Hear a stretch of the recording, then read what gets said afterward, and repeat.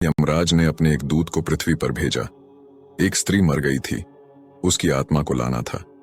देवदूत आया, लेकिन चिंता में पड़ गया, क्योंकि 3 छोटी छोटी लड़कियां, जुड़वां एक अभी भी उस मृत स्त्री के स्तन से लगी हैं।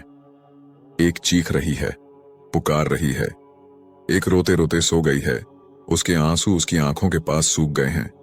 3 छोटी जुड़वां बच्चियां और स्त्री मर गई है, और कोई देखने वाला नहीं है। पति पहले मर चुका है, परिवार में और कोई भी नहीं है। इन 3 छोटी बच्चियों का क्या होगा? उस देवदूत को यह ख्याल आ गया तो वह खाली हाथ वापस लौट गया। उसने जाकर मृत्यु के देवता यमराज को कहा कि मैं न ला सका, मुझे क्षमा करें, लेकिन आपको स्थिति का पता ही नहीं है। 3 जुड़वां बच्चियां हैं, छोटी छोटी, दूध पीती। एक अभी भी मृत स्तन से लगी है, एक रोते रोते सो गई है, दूसरी अभी चीख पुकार रही है। हृदय मेरा ला न सका।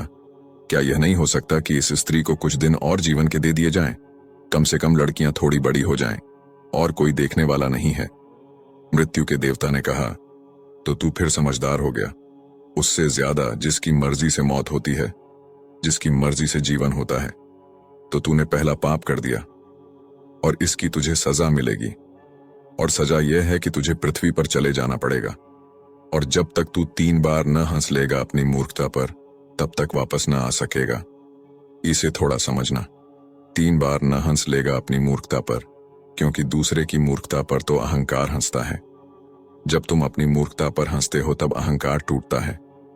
देवदूत को लगा नहीं तो वह राजी हो गया दंड भोगने को, लेकिन फिर भी उसे लगा कि सही तो मैं ही हूं, और हंसने का मौका कैसे आएगा, तो उसे जमीन पर फेंक दिया गया।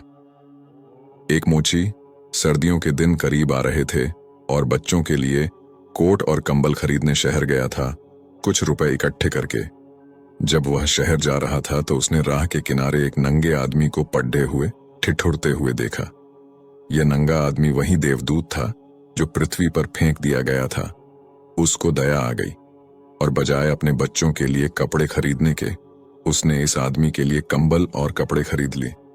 इस आदमी को कुछ खाने पीने को भी न था, घर भी न था, छप्पर भी न था जहां रुक सके। तो मोची ने कहा कि अब तुम मेरे साथ ही आ जाओ, लेकिन अगर मेरी पत्नी नाराज हो जो कि वह निश्चित होगी, क्योंकि बच्चों के लिए कपड़े खरीदने लाया था। वह पैसे तो खर्च हो गए, वह अगर नाराज हो, चिल्लाए, तो तुम परेशान मत होना, थोड़े दिन में सब ठीक हो जाएगा। उस देवदूत को लेकर मोची घर लौटा। न तो मोची को पता है कि देवदूत घर में आ रहा है, न पत्नी को पता है। जैसे ही देवदूत को लेकर मोची घर में पहुंचा, पत्नी एकदम पागल हो गई, बहुत नाराज हुई, बहुत चीखी चिल्लाई, और देवदूत पहली दफा हंसा। मोची ने उससे कहा, हंसते हो, बात क्या है? उसने कहा, मैं जब 3 बार हंस लूंगा तब बता दूंगा। देवदूत हंसा पहली बार, क्योंकि उसने देखा कि इस पत्नी को पता ही नहीं है कि मोची देवदूत को घर में ले आया है, जिसके आते ही घर में हजारों खुशियां आ जाएंगी। लेकिन आदमी देख ही कितनी दूर तक सकता है। पत्नी तो इतना ही देख पा रही है कि एक कंबल और बच्चों के कपड़े नहीं बचे। जो खो गया है वह देख पा रही है, जो मिला है उसका उसे अंदाज ही नहीं है। मुफ्त घर में देवदूत आ गया है, जिसके आते ही हजारों खुशियों के द्वार खुल जाएंगे। तो देवदूत हंसा। उसे लगा अपनी मूर्खता, क्योंकि यह पत्नी भी नहीं देख पा रही है कि क्या घट रहा है। जल्दी ही, क्योंकि वह देवदूत था, 7 दिन में ही उसने मोची का सब काम सीख लिया, और उसके जूते इतने प्रसिद्ध हो गए कि मोची महीनों के भीतर धनी होने लगा। आधा साल होते होते तो उसकी ख्याति सारे लोक में पहुंच गई कि उस जैसा जूते बनाने वाला कोई भी नहीं, क्योंकि वह जूते देवदूत बनाता था। सम्राटों के जूते वहां बनने लगे, धन अपरंपार बरसने लगा। एक दिन सम्राट का आदमी आया और उसने कहा कि यह चमड़ा बहुत कीमती है, आसानी से मिलता नहीं, कोई भूल चूक नहीं करना। जूते ठीक इस तरह के बनने हैं, और ध्यान रखना जूते बनाने हैं, स्लीपर नहीं, क्योंकि रूस में जब कोई आदमी मर जाता है तब उसको स्लीपर पहनाकर मरघट तक ले जाते हैं। मोची ने भी देवदूत को कहा कि स्लीपर मत बना देना, जूते बनाने हैं, स्पष्ट आज्ञा है, और चमड़ा इतना ही है। अगर गड़बड़ हो गई तो हम मुसीबत में फंसेंगे।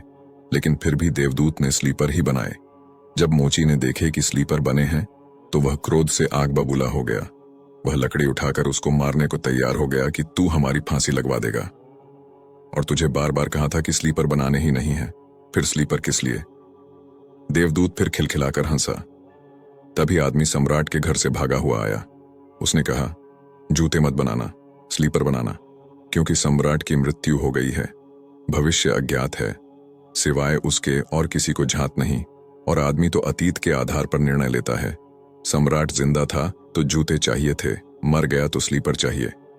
तब वह मोची उसके पैर पकड़कर माफी मांगने लगा कि मुझे माफ कर दे, मैंने तुझे मारा। पर उसने कहा, कोई हर्ज नहीं, मैं अपना दंड भोग रहा हूं। लेकिन वह हंसा आज दोबारा। मोची ने फिर पूछा कि हंसी का कारण? उसने कहा कि जब मैं 3 बार हंस लूं। दोबारा हंसा इसलिए कि भविष्य हमें झात नहीं है, इसलिए हम आकांक्षाएं करते हैं जो कि व्यर्थ हैं। हम अभीप्साएं करते हैं जो कि कभी पूरी न होंगी। हम मांगते हैं जो कभी नहीं घटेगा, क्योंकि कुछ और ही घटना तय है। हमसे बिना पूछे हमारी नियति घूम रही है और हम व्यर्थ ही बीच में शोरगुल मचाते हैं। चाहिए स्लीपर और हम जूते बनवाते हैं। मरने का वक्त करीब आ रहा है और जिंदगी का हम आयोजन करते हैं। तो देवदूत को लगा कि वे बच्चियां, मुझे क्या पता भविष्य उनका क्या होने वाला है। मैं नाहक बीच में आया। और तीसरी घटना घटी कि एक दिन 3 जवान लड़कियां आईं। उन तीनों की शादी हो रही थी और उन तीनों ने जूतों के आर्डर दिए कि उनके लिए जूते बनाए जाएं। एक बूढ़ी महिला उनके साथ आई थी जो बड़ी धनी थी। देवदूत पहचान गया, ये वे ही 3 लड़कियां हैं जिनको वह मृत मां के पास छोड़ गया था और जिनकी वजह से वह दंड भोग रहा है। वे सब स्वस्थ हैं, सुंदर हैं। उसने पूछा कि क्या हुआ, ये बूढ़ी औरत कौन है? उस बूढ़ी औरत ने कहा कि ये मेरी पड़ोसिन की लड़कियां हैं। गरीब औरत थी, उसके शरीर में दूध भी न था, उसके पास पैसे लत्ते भी नहीं थे, और 3 बच्चे जुड़वा। वह इन्हीं को दूध पिलाते पिलाते मर गई। लेकिन मुझे दया आ गई, मेरे कोई बच्चे नहीं हैं और मैंने इन तीनों बच्चियों को पाल लिया। अगर मां जिंदा रहती तो ये तीनों बच्चियां गरीबी, भूख और दीनता और दरिद्रता में बड़ी होती। मां मर गई, इसलिए ये बच्चियां तीनों बहुत बड़े धन वैभव में, संपदा में पली, और अब उस बूढ़ी की सारी संपदा की ये ही 3 मालिक हैं और इनका सम्राट के परिवार में विवाह हो रहा है। देवदूत तीसरी बार हंसा और मोची को उसने कहा कि ये 3 कारण हैं। भूल मेरी थी, नियतिबद्धि है और हम उतना ही देखते हैं जितना देख पाते हैं। जो नहीं देख पाते बहुत विस्तार है उसका, और हम जो देख पाते हैं उससे हम कोई अंदाज नहीं लगा सकते जो होने वाला है, जो होगा। मैं अपनी मूर्खता पर 3 बार हंस लिया हूं। अब मेरा दंड पूरा हो गया और अब मैं जाता हूं। जो प्रभु करते हैं अच्छे के लिए करते हैं। विशेष विधि का विधान जीवात्माओं के कल्याण के लिए बना है। ईश्वर दयालु है। आपके ऐसे विश्वास एवं मान्यताओं को गति तभी मिलती है जब आप दूसरों के प्रति दया का भाव रखते हैं, क्योंकि जो आप बोते हैं वही आप काटेंगे। Reaping what you sow. सृष्टि में घट रही घटनाओं पर आपको चिंतित होने की आवश्यकता नहीं है। आवश्यकता है अपने कर्तव्यों के पालन की और नेक विचारों से जीवन जीने की। यह तभी संभव है जब आपका जीव, इमोशंस यानी मन, सात्विक अन्न से बना हो एवं सुविचारों का उत्पादन करता हो। भवसागर से पार होने के लिए मनुष्य शरीर रूपी सुंदर नौका मिल गई है। सतर्क रहो, कहीं ऐसा न हो कि वासना की भंवर में पड़कर नौका डूब जाए। स्वयं कमाओ, स्वयं खाओ, यह प्रकृति है जिसको रजोगुण कहते हैं। दूसरा कमाए, तुम छीन कर खाओ, यह विकृति है, यह तमोगुण कहलाता है। स्वयं कमाओ, सबको खिलाओ, यह देविक संस्कृति है, यह सतोगुण कहलाता है। देविक प्रवृत्तियों को धारण करे तभी आप देवलोक पाने के अधिकारी बनेंगे। हमेशा ध्यान में रखिए, आप एक शुद्ध चेतना है, यानी स्व ऊर्जा से प्रकाशित आत्मा। माया अर्थात अज्ञान ने आपकी आत्मा के शुद्ध स्वरूप को छीन रखा है।